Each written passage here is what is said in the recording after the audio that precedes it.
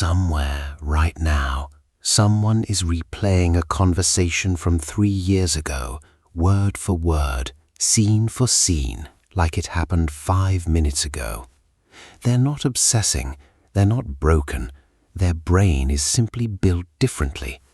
While most people process the world in facts, figures, and straight lines, this mind processes it in scenes, characters, and turning points. Psychologists have a name for this.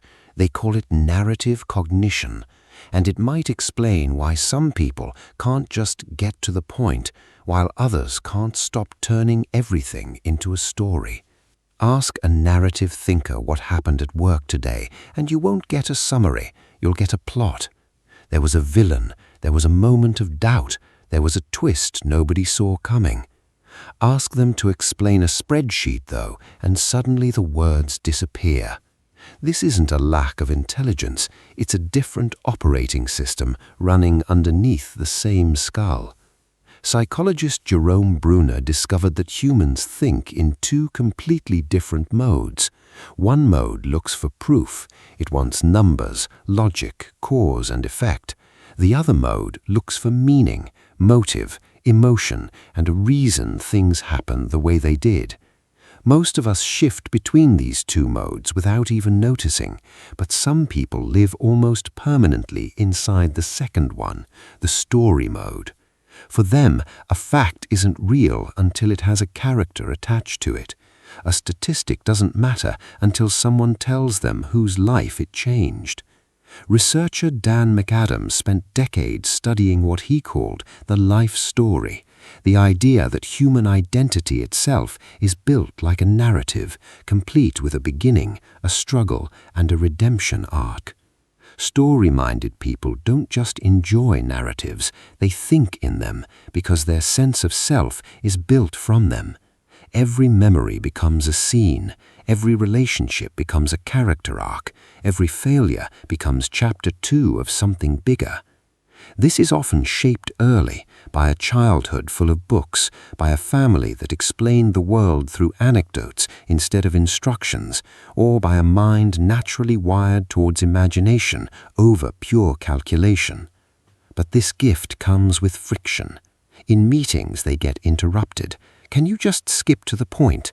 In arguments, they get accused of exaggerating, even when they're not. They're simply remembering in full color, while everyone else remembers in outline form. They over-explain, they over-feel, they replay old conversations at 2 in the morning, not because they're anxious, but because their brain is still finishing the scene. It's exhausting to live in a world that rewards bullet points when your mind only speaks in chapters.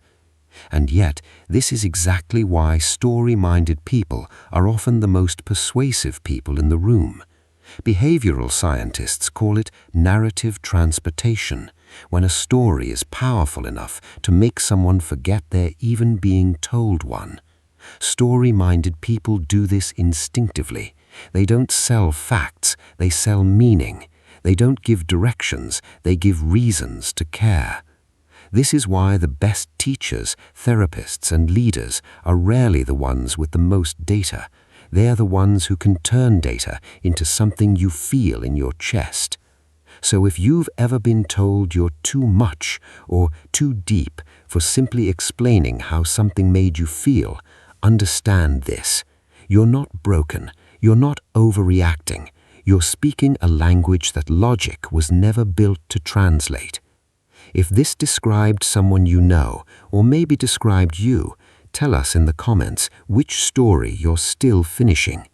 And if your mind thinks in scenes instead of spreadsheets, subscribe, because next time we're breaking down how story-minded brains fall in love, hold grudges, and make decisions no logic chart could ever predict.